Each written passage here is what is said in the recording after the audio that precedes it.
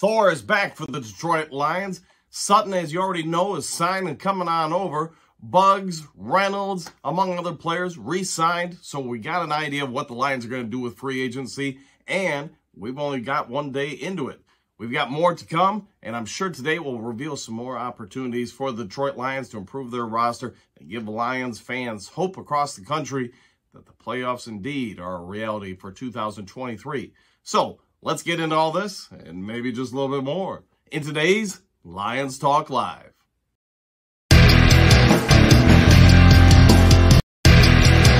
Well, greetings and salutations to everybody out there in YouTube land. I am your host once again, Dan Thornton, and welcome to the best damn sports talk show in all the universe. Lions Talk Live coming at you. Going to break down everything that happened yesterday on free agency day one for the Detroit Lions, and potentially, is there anything that could happen today in day two?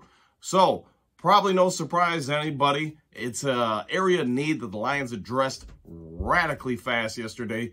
Cameron Sutton signed. Is he the top free agent cornerback around? No, he wasn't. But is he just the next level below that? Yes, he is. Well, he may not be the stud run defender that we know the Lions would like, but here's what he is. He's a very versatile corner that can play both man and zone. His really only downside I could find from watching some tape on him before going on the air yesterday is, his tackling is not the greatest. He often tries to leave his feet and tackle high, the upper body on offensive players. So not ideal, but is that something that can be changed through coaching? Yes. Also, is he going to upgrade hugely our ability to defend the pass?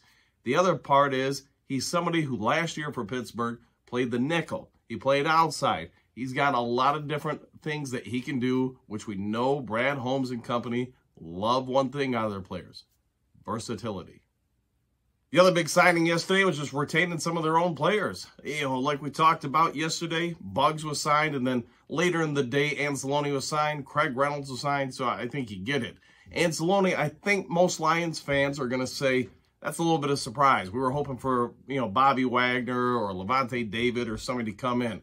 There's two ways I think us as Lions fans have to look at that. One, they reached out to those two and they said, nah, we're not going to go that way.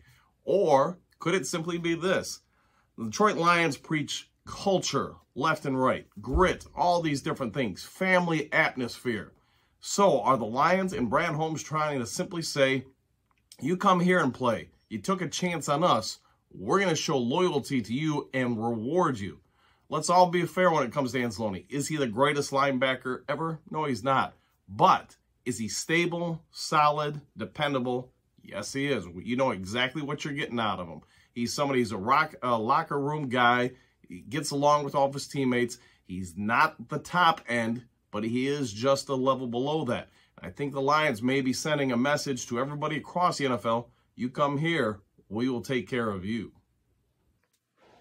Let's keep diving into that, because not only did Anzalone signing probably catch a few of us a little bit by surprise. Was he overpaid? No, he wasn't. But it's a solid deal for a solid player that is a cap-friendly number at a position of need for the Detroit Lions.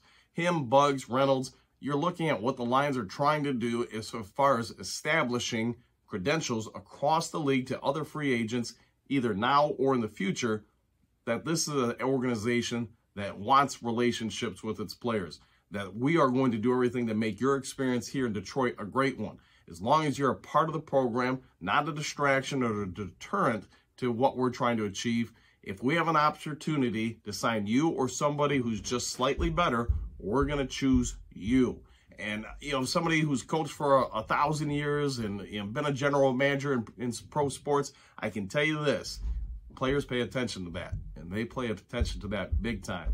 You're going to see, unless you're going to overpay for guys to get them to come to a less than ideal situation, this will be a factor for the Lions going forward more and more, where players who are younger, maybe still developing, say, hey, I'd rather go there and take my chances knowing that if I pan out, they're going to take care of me and my family for the foreseeable future. All right, with that being said, what can we expect from day two? I think if we were to look down the list of things the Lions still need, really try to work on, the number one spot I would notice is probably defensive tackle. I don't know if they've got the cap space unless they're going to cut a couple guys, which so far they haven't. You know, Loti Hatevate, and I kill his name all the time, so I apologize about that. Romeo Aquara or maybe Charles Harris are cut options for the Lions. Are they going to be cut?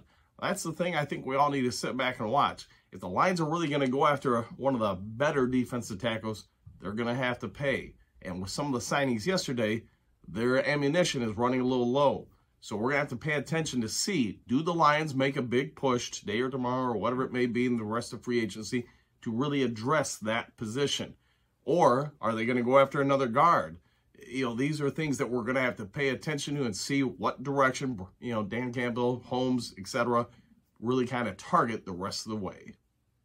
All right, one last point I'll make before we get out of here. Does any of these signings really affect the draft? I don't think so. I do think there's potential for the Lions to still go after a first-round corner. Could they still add linebacker depth? You know, running back, is that going to be a spot that's going to be targeted? Defensive tackle? Probably. But no matter what happens, even if we draft people at those spots, you're seeing more and more depth development. Just 2 years ago, this team didn't really have anything for depth, let alone starters. But now, you look across the board, I think you can't really find a glaring area of weakness on the roster. Now, in free agency, if we add a few more players, and if we continue to draft good players, this team not only has good parts that are out there starting, but they're going to have some pretty good parts coming in off the bench. And I think that's something that very few teams in today's NFL have. But if you look at the teams that do, where are they usually at the end of the year? Deep in the playoffs. All right, I won't keep this going much longer. If you haven't yet subscribed to Lions Talk Live, please consider doing so. Hope you all have a great rest of your day. And if there's some more breaking news, I'll chime in as quick as I can. Enjoy your day, and we'll see you next time on Lions Talk Live.